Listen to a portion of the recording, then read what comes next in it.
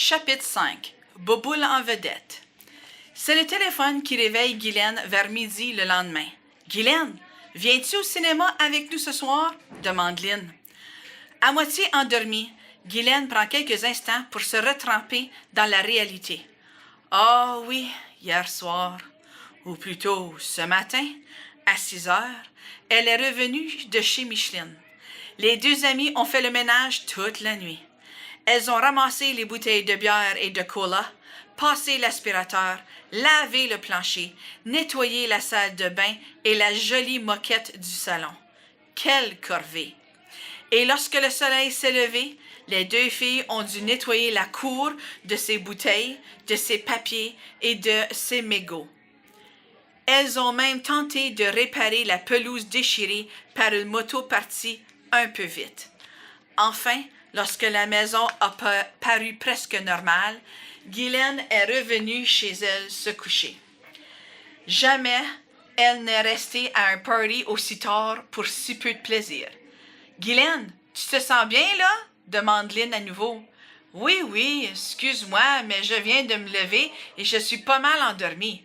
Viens-tu au cinéma ce soir? »« Je ne sais pas, je me sens vraiment lasse. »« Tu ne veux pas voir Purple Rain avec Prince en vedette? »« Tu veux dire qu'on joue Purple Rain ici ce soir? » s'exclame Guylaine, soudainement tout à fait réveillée. « Oui, au Roxy. »« Bien sûr que j'irai. Depuis le temps que je désire le voir, je ne vais pas le manquer. Bon, on se rencontre au restaurant vers les 7 heures pour aller à la première représentation de 7h30. J'y serai sans faute. Qui vient avec nous? La gang et Bouboule. Bouboule? Oui, Mitch l'a invitée car elle a eu la bonté de la remplacer pour son corps hier soir. Eh bien, ça c'est nouveau. La grosse Bouboule avec nous.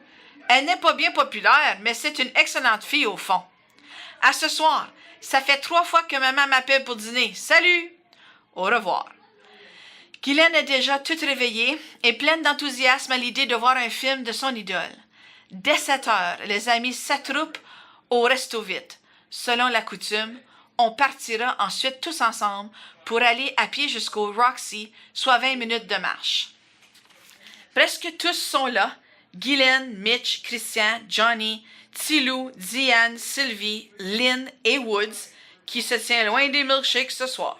« Qu'attendons-nous pour partir? » s'exclame Christian, toujours bout en train. « On attend Bouboule, » répond Mitch. « Bouboule? Bouboule vient avec nous? »« Oui, je l'ai invitée. Elle a été assez gentille pour travailler hier soir afin de me remplacer. »« Chunky n'est pas ici ce soir, » observe Christian narquois.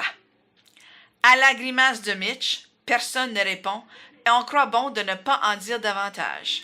« Que fait-elle? Nous allons être en retard si nous ne partons pas bientôt, » rechigne Tilou, toujours nerveux.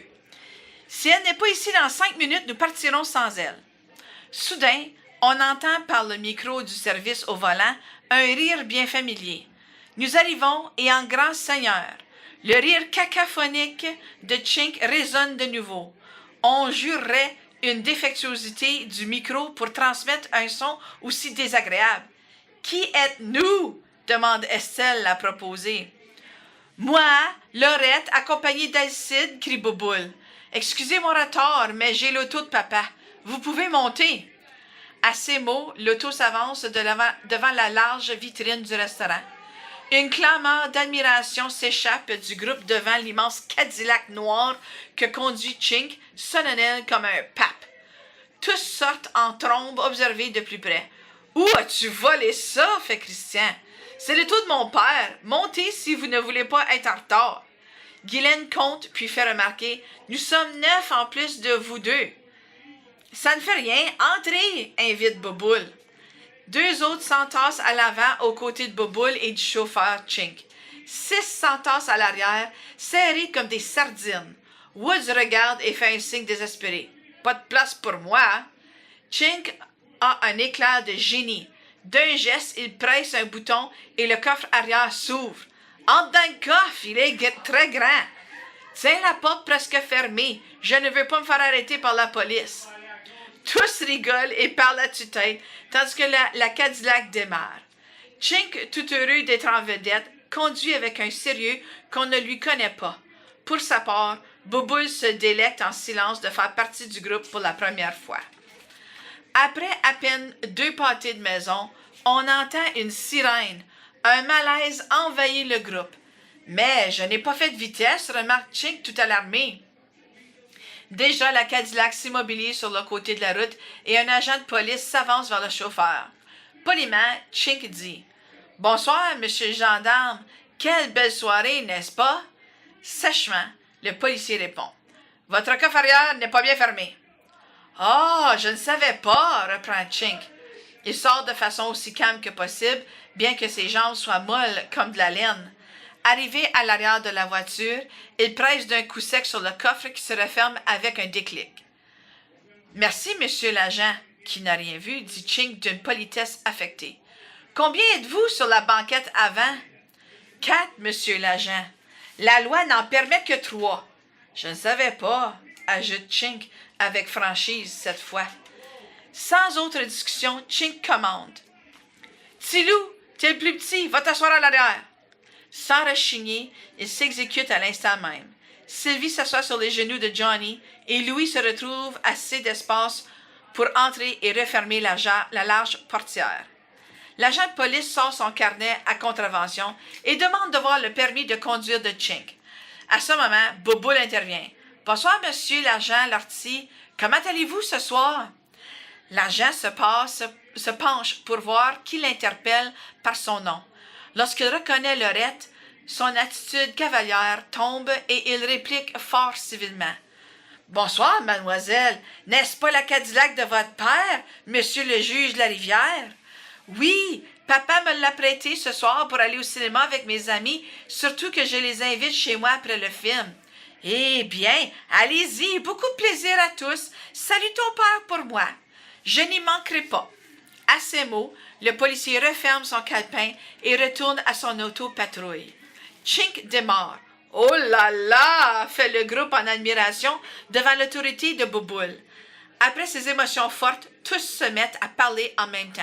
« On est arrivé, » déclare Chink qui s'arrête devant le cinéma. « Sortez, je vais garer l'auto, » dit-il avec une telle solennité que les rires éclatent et c'est le rire épouvantable de Chink qui les enterre.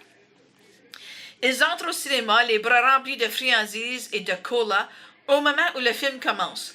Le groupe joyeux parle et rit et s'installe dans la même rangée de fauteuils. « Woods! Woods! » s'exclame Johnny. « On a oublié Woods dans le coffre de la voiture! »« C'est bien vrai! » font des voix.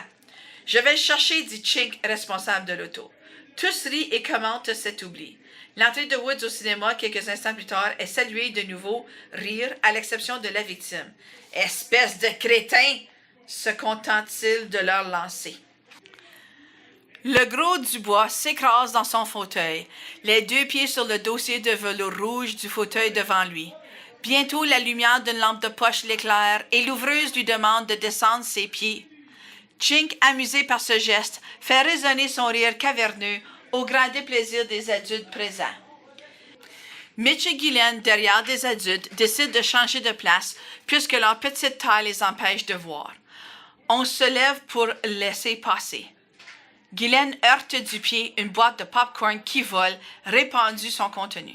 « Mon popcorn! » s'écrie Diane, toute déçue. « Excuse-moi, je ne l'avais pas vu. »« Voulez-vous vous taire, espèce de voyou? » crie un homme irrité. Le gros Woods se lève, les 2 mains sur les hanches pour voir qui a dit ça, et le calme se rétablit. Guylaine et Mitch ont maintenant le fou de rire. Les spectateurs sont agacés du vacarme où domine les petits hoquets rythmiques. Lorsque Prince, l'idole du film, chante sa première chanson, le silence se fait dans le groupe.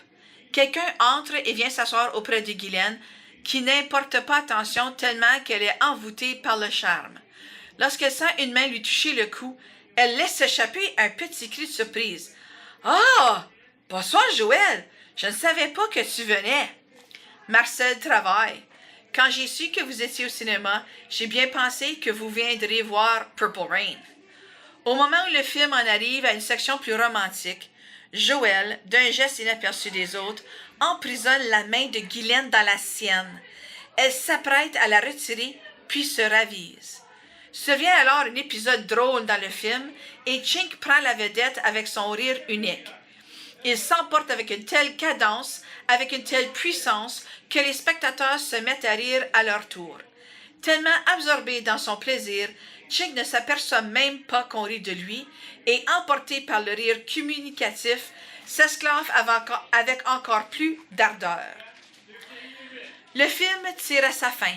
Dès que le générique apparaît sur l'écran, les jeunes se ruent vers la sortie comme si le feu avait éclaté. Ils se dirigent vers la Cadillac qui est facile à repérer parmi les voitures.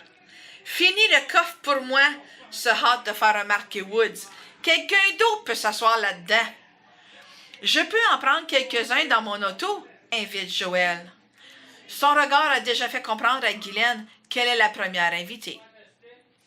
C'est alors le moment des grandes décisions. Qui va dans quelle voiture? Sylvie s'est dirigée vers la Cadillac, mais voyant Guylaine et Mitch aller vers l'auto de Joël, elle change d'idée. Lynn avait suivi Mitch et, lorsqu'elle voit Diane se diriger vers la Cadillac, elle rebrousse chemin. Elle est indécise, pourtant, puisque Johnny, qu'elle admire, semble vouloir monter dans la Cadillac. Quel jeu compliqué!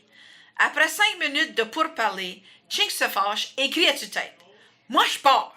Décidez avec qui vous montez ou marchez! » En un éclair, on s'engouffre dans l'auto la plus proche.